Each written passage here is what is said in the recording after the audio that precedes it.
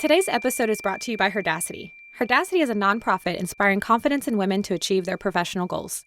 For resources, networking opportunities, and a strong community of women, visit HERdacious.org to learn more.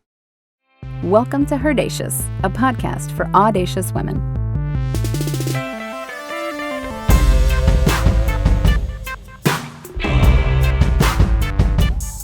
Salutations to you all. Welcome to HERdacious, the podcast for audacious women looking to make some career moves and wanting a little support along the way. I'm Lorelei, and I am really pleased you chose to join us in this conversation today as we discuss authentic communication as an act of rebellion. Joining me in this conversation, we have the intuitive guide for spirit-led self-mastery and authentic living expert, Jace Downey. Howdy. How you doing, Jace? I am overflowing with joy and excitement, just in general. I'm really pleased you brought that joy and excitement to the show today. I'm really interested to hear what you have to say about communication as an act of rebellion. Fantastic, because that's what we're talking about today. So that's going to work out really well. So to kick us off, tell us what authentic communication really means. Authentic communication is a natural result of being an authentic person. Now, we're hearing a lot about authenticity today. It's become a real buzzword. Oh, yeah. It's a trend in marketing right now to be authentic, but not too many people are talking about what actually goes into that. There's a reason that when we see true authenticity, it catches us off guard because it's hard, because it goes against everything that we are taught in our society. It means knowing and accepting all parts of ourselves. And that means the bright and shiny stuff we love to show off on first dates. And it means the yucky, grimy stuff we try to hide in the basement until it accidentally slips out and or we run from it for our entire lives and waste all of this energy hoping no one will ever find out our dark secrets that we are not good enough. So authentic communication means expressing yourself from a well-established, well-known, and well-loved position of really knowing who you are. I imagine that knowing who you are can be somewhat of a challenge for a few folk. Knowing who you are isn't a challenge. It's the looking at who you really are that is a challenge for people. Elaborate. Many of us are given a real bullshit lie. Are we allowed to cuss on here? Is this allowed? We're adults, right? 100%. It's total bullshit. And that message, it comes from our family, it comes from our culture, it comes from media, is that we are not acceptable as we are. We hear it all the time. You got to put your best foot forward. Don't air your dirty laundry. And now with social media, we're seeing all of this half stuff. I'm not going to call it fake because it's not necessarily fake, but it's not the whole story. Mm-hmm. There are these parts that are in all of us that we have perceived to be deemed unacceptable. And as cliche as this sounds, it usually comes from childhood. It usually comes from those first 7 years, those formative years where we're in the theta brainwave and basically under hypnosis, where we don't have consciousness to go, that's not true. Or, you know what? I am valuable as a human being, right? Like, mom or dad shouldn't be treating me that way. They should be caring for me. No, we don't have that as children. So it all just goes in there. And we believe that it's true. And then we spend the rest of our lives until we stop down and do this work, just hoping to God that nobody else finds out that it's true and feeling all of this hurt when there's any evidence that looks like it is indeed true. And it's totally not at all. So looking at that stuff is scary and it's uncomfortable. And after we do the looking at ourselves and the better knowing of ourselves, then we're able to better authentically communicate with others. Correct? When you are not hiding things anymore and not putting energy into presenting in a certain way then you are just showing up and you move into a space of being instead of all of this doing. And every word that comes out of your mouth is going to be authentic, or every body movement or facial expression or a little bit of sass that you throw in there or randomly break into theme songs like I do. Like, that's who I am. And so I don't have to authentically communicate. I just have to show up and let stuff come out of my mouth. But it can't happen without the work first on that seeing, knowing, and accepting ourselves. There's no shortcut. I know, like, it'd be great to be like, here are 3 tips to authentically communicate today. No, that's not authentic because it's not complete. So what makes this so difficult in our culture? There are several factors that are built up around us. We have an entire economic system of consumerism based on us not feeling good enough, that we don't do enough and we don't have enough. Products are sold based on you feeling that you need them or want them because you have some deficiency. You're missing something. And so we buy all of this stuff, right? So people are making billions of dollars off of us not just understanding that we're good enough as we are. We're going up against a pretty big machine here. And this, of course, has been going on for generations, not to mention the just wrong messages that have been coming down through families for so long. Epigenetics is showing that stuff comes down in our DNA. So this stuff is in our DNA. It's in our TV. It's in our social media. It's every billboard that we see. It's then every show that is out there with these fake people living fake lives. I mean, it is surrounding us. And there are a lot of people who benefit off of us not feeling that we're good enough, which is why I call it the ultimate act of rebellion. I was about to say, so what does that make us call for? Like, how do we have to show up? It's the call for rebelling against this system. Why am I going to spend one more day, one more second allowing this lie to drive my life, to put money in someone else's pocket, to put control in someone else's court? No more. Not for me. And I hope not for anybody who's ready for the call. How can this affect women especially? Women, I think, are naturally affected by this more, especially our generation and that coming before us. We've been brought up with this idea that those who have been in the position of power and status, which happen to have been men for the last several generations, that those qualities are right. That's what leads to success. Like, you got to just power through and pull up your bootstraps and do more. And, all of those things, those are masculine energy qualities. As much as we've tried to fight it for weird reasons, there really is a difference between masculine and feminine energy. Yes, of course, there's a difference between men and women, but I'm talking about the actual yin and yang that makes up each of us. Because masculine energy has been deemed as good and right and better, we have moved out of our feminine energy in an attempt to succeed in a world that was not designed for us.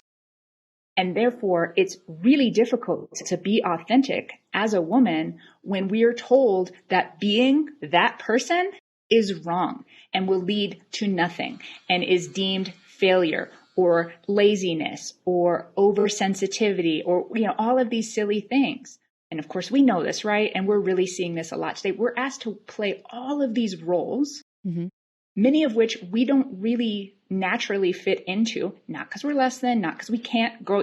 Women can do any and everything. Amen. And we can do it with a kid on our hip and the phone in our ear. And some of us are wearing heels. Not me. I'm usually barefoot. But, we can do all of these things. But if they don't come naturally to us, like wearing high heels, that wouldn't be authentic for me, right? And that's just a really small example. But we have an added level of difficulty when it comes to authenticity because we live in a society that has deemed our true nature as less than. What do we as humans need to do to communicate authentically? It all starts with desire. Desire? Girl, desire. Do you actually want what I call a boldly satisfying life? Do you actually want to be in connection with others? What is it worth to you? Willingness has to come next, because this is going to be uncomfortable. I can sugarcoat it, but I'm not going to. Shifting into something new has uncertainty with it. We're bad at it at first, of course, because we've never done it. It's uncomfortable. And we have that whole system that's already working against us. So we have to be willing to shift our energy into something new and be in some discomfort for a while. This one might sound a little silly, but it takes guts. We're going up against that system. We're going up against how we've been brought up in our culture and society. We're going against what everyone around us is doing. It is difficult. And the level of uncertainty that comes with this path usually stops people in their second step. It really is the heroine's journey. And it comes with all of the monsters and dragons and demons and all of the things that you would expect with that. Oh my. I've found curiosity is such an important part of this. We have to shift that judgment, all that foolishness that comes up in our heads on how we're wrong or silly or can't do it or we're going to fail or, all that. We have to shift that into curiosity and get really fascinated with ourselves, with the human condition, with how these things have come into our minds and bodies. When we can move that judgment into fascination, it's way less scary. Okay. Anything else? Yes. One of the most important ones. Okay. Support. Support is crucial. And I think just in general, yes, we can survive on our own, but we cannot thrive there. We are designed as human beings, as a species, to need one another. We are not intended to be able to fill every role and do everything. We can't thrive that way. And so having a strong support system around that's going to watch you fall on your face and then pick you up and give you a hug when you're done, or call you out when you're not doing what you say you want to be doing, or, really someone who has been down the path before, who's several steps ahead of you, that can guide you through those demons and monsters and dragons and all of those things and help you continue down what can sometimes feel like a really dark tunnel and help you bring out your light in that space. Well, Jace, this podcast was designed with a sponsor break, so we're going to take that real quick.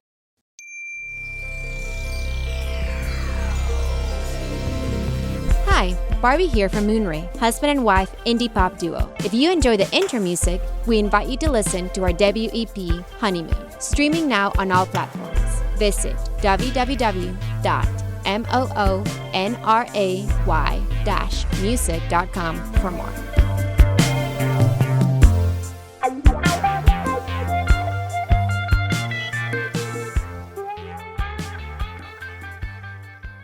And we're back with Jace Downey talking about authentic communication as an act of rebellion. Jace, you just gave us a heavy dose of know yourself, of looking in the mirror, hard truths, and being okay showing up without hiding some of the pieces we're taught to hide. That can be uncomfortable. Why are you telling us to go through all of that when it's challenging, uncomfortable, difficult? Where is the what's in it for me? Great question. Correction first. You said it can be uncomfortable. Girl, I'm telling you, it will be uncomfortable. And I don't say that to freak anybody out. I mean, this is HERdacious, right? We're talking about being audacious as women. Yes, ma'am. And a lot of people get in there and they're like, oh, this feels terrible. So they quit, right? No, that's part of the process. So yes, courage is needed, but it will be uncomfortable. The payoff for doing this work is this boundless joy, energy, because you're not wasting it anymore on hiding all of that stuff, on trying to present in a specific way. You're able to just show up. The amount of serenity that comes with authentic living is immeasurable. There are all these things you wouldn't think are going to be connected. You're going to have stronger relationships, especially when we're talking about communication. Being able to state where you're at, why you're there, what you need, how you feel. every single relationship is going to get stronger because we're not staying in that chronic stress response. Your health is going to improve. It will actually extend your life, which is going to be great because your quality of life is going to go through the roof. You have true agency over your life because that past and all that nonsense isn't ruling it.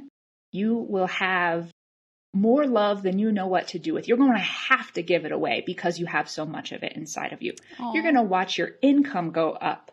I mean, it's nuts. I mean, if you want to talk about payoff towards efforts, this is the number one area to invest in. And I don't just say that because I make my living helping people do it. It really is the million times reward of the effort you put in. Authentic living is like having a superpower.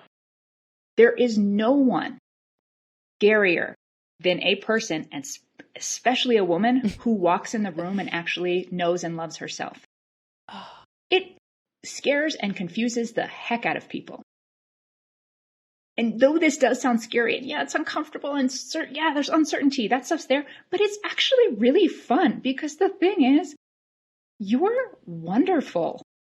Who you just came into this world as is amazing.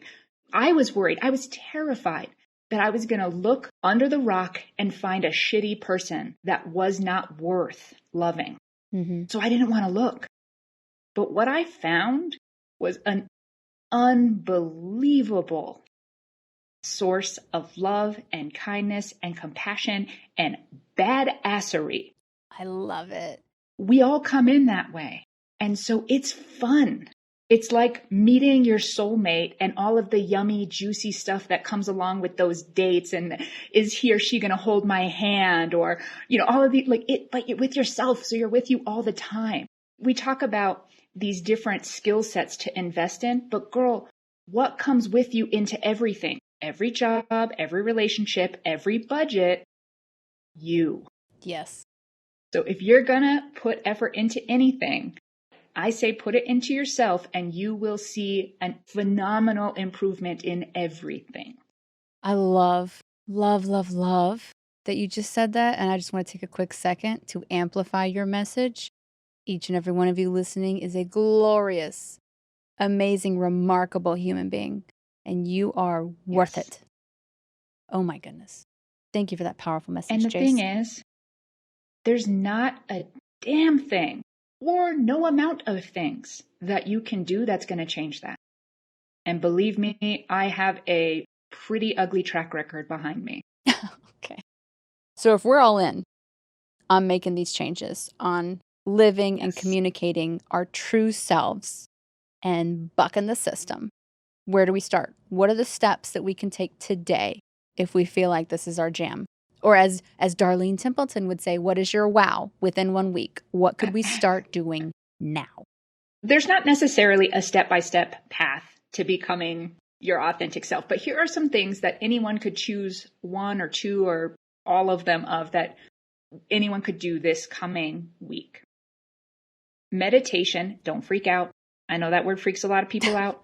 We're just talking about being in silence and observing. 5 minutes.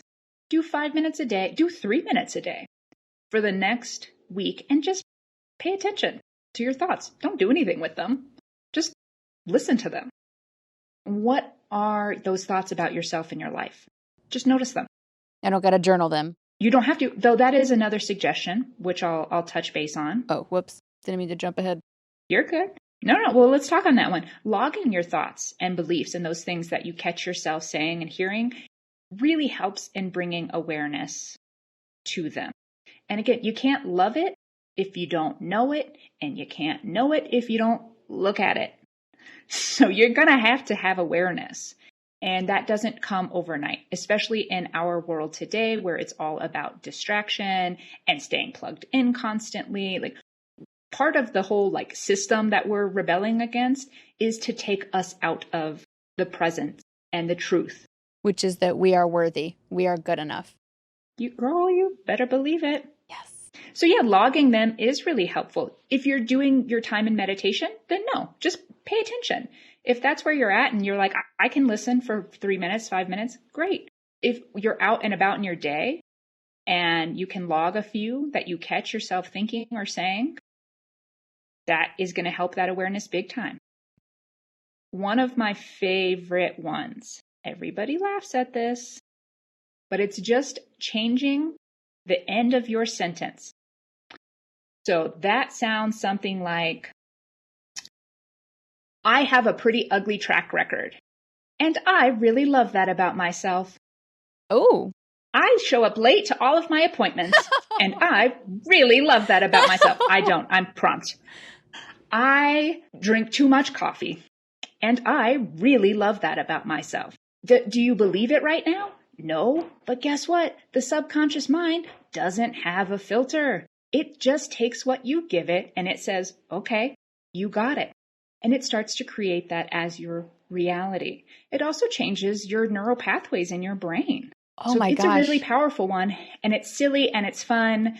And all of my clients, they laugh and their spouses get in on it. And like, it becomes the like joke, right? But except that they love it and it actually changes their lives within weeks. Can I seek some clarification on that though? You bet. What if we're using that, and I really love that about myself, to reaffirm something negative or harmful? Like, I drink too much and I really like that about myself. Or I'm a huge asshole at work and I really like that about myself. Like, what if we start using that for evil? Yeah, that's a really good question. The point of this is that love has to be unconditional. Now, I don't like everything about myself. I don't want to keep everything about myself. But for this to work, I have to love every part of myself. And if those are deemed evil things, I'm not going to look at them. I'm not going to accept them. You've got to accept the whole shebang. Mm-hmm. So it's not going to give you permission to continue doing them. Because we do those things, we're an asshole at work and we drink too much because we are covering up some pain and a wound. And guess what is the universal wound? I am not worthy of being loved. So if you bring love into the mix, boom, problem solved. This is epic. So don't worry about that. You can even say, it's not my favorite thing, and I really love that about myself. Now, please hear me. This is, and I really love that about myself. Not, but I really love that about myself. It's not negating this trait or this behavior that maybe is not your favorite. It is accepting it. I am an asshole at work, and I really love that about myself. It's about full, radical acceptance. Can you dig it? I can dig. Another silly one. It's real uncomfortable. And you could go do this today. You could go do it right after listening to this podcast. Go look in the mirror, look your gorgeous self right in the eyes, and say out loud, I love you. I love you. And it might feel weird, and honestly, it might not feel true. Oh. But keep doing it. Every time you walk by a mirror, you say, I love you. You get out of the shower and you look at your full self and say, I love you. All right. And you keep doing that until that reflection says it back. That's beautiful, dude. That's beautiful. It's very powerful. And of course, you can reach out to me or another trusted guide. Anyone you see who you go, they have what I want. I could use a little more of that. They seem to know what they're doing. Bring that person in as part of your support team because it's going to make everything go so much faster. Don't be out here doing it alone. You can. You don't have to. It's like being an entrepreneur. Can we do everything? You bet. Should we or do we need to? No. Nah. Come on, team. No, You can't thrive that way. So get a support team around it. Bring a guide into the mix. Love that. Those are definite steps that we could start taking today if we choose to. All in our court. All in our court. That's right. Jace, to wrap this episode up, give us a couple of resources to help us assist in further developing our authentic communication style. This one might sound silly by the title, but have faith.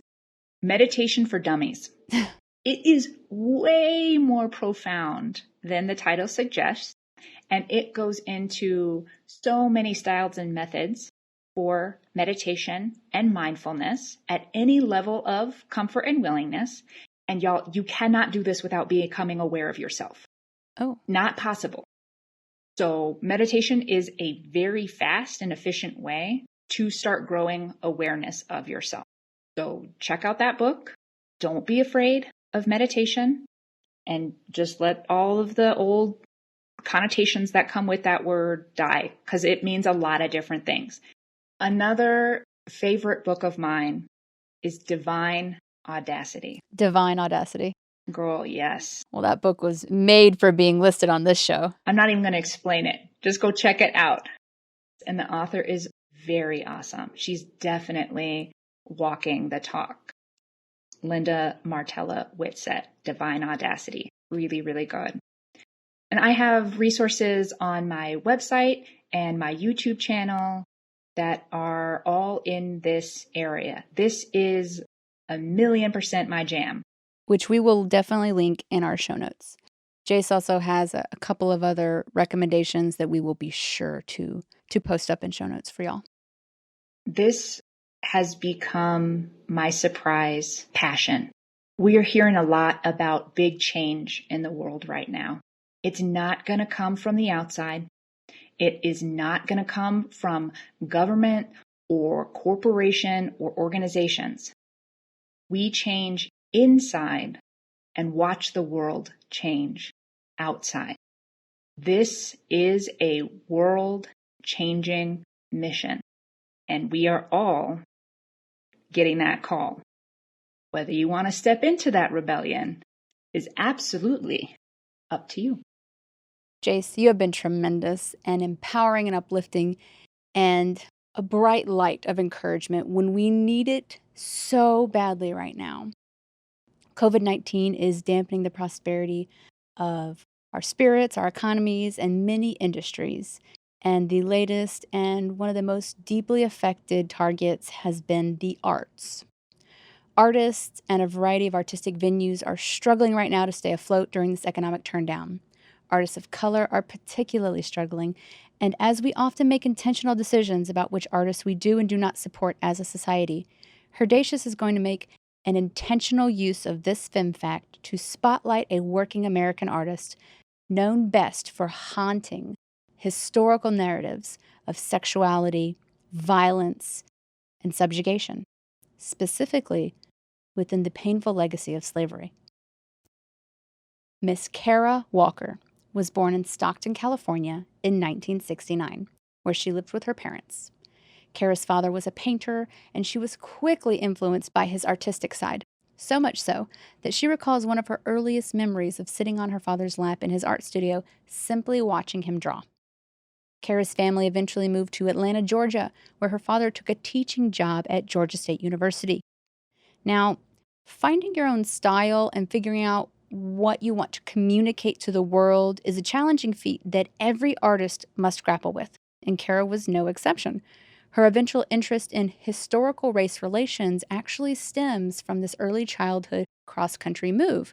Having only known suburban Californian life, where she was surrounded by diversity, the move to a classic southern city like Atlanta, where unfortunately Kara did experience some painful bigotry firsthand while in high school. Kara ended up attending the Atlanta College of Art, earning her BFA. During that time, she found it difficult to address issues of race within her art, as she was concerned about how using historical racism could pigeonhole her as an artist. But she soon found her voice and realized the importance of expressing her artistic creation in the ways that called to her as an artist.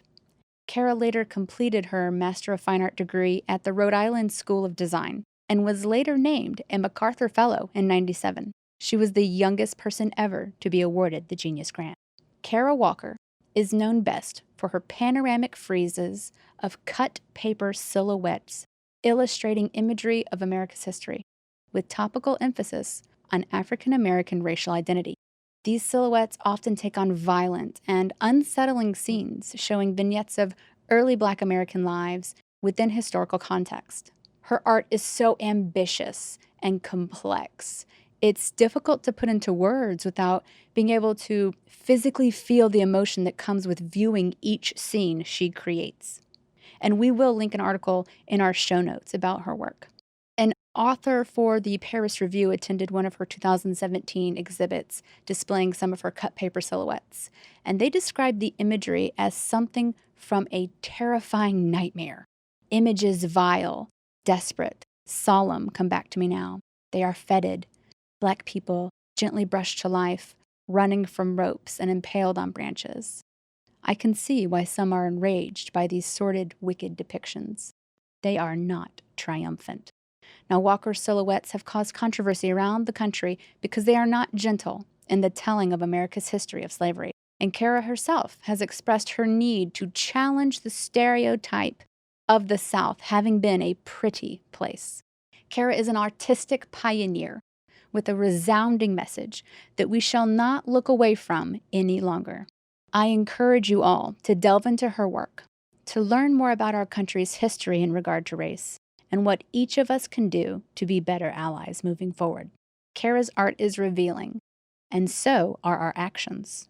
Let's be kind to each other, conscious of each other, remembering our history, and support each other as we move forward as a nation, as Americans, and as human beings. Jace, from one human being to another, thank you for your time and your passion today. It has been a bounty. It is absolutely my pleasure. I love HERdacious. I love what y'all are doing. Talk about a bright light, girl. Y'all are blowing it up. Thank you so much for including me. Thank you. It's our pleasure. This has been HERdacious. If you enjoyed this show, please share it with another woman. You don't know what light she might need in her life, and maybe we could be a little guiding light. Until next time, let's step into the rebellion together.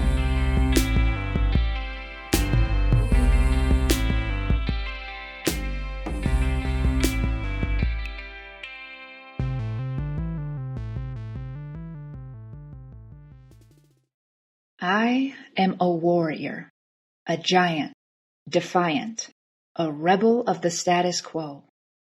I refuse to let fear continue to bind me.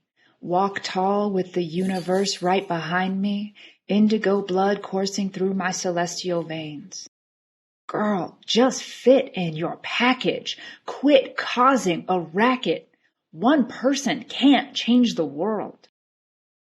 Don't try to talk me out of it. It's worthless. I've already heard this. I simply disagree. You want me to dim down my light? Back away from the fight? Boy, you don't know me at all. I raise my voice for the voiceless. Don't raise yours against me. It's pointless. I am not afraid.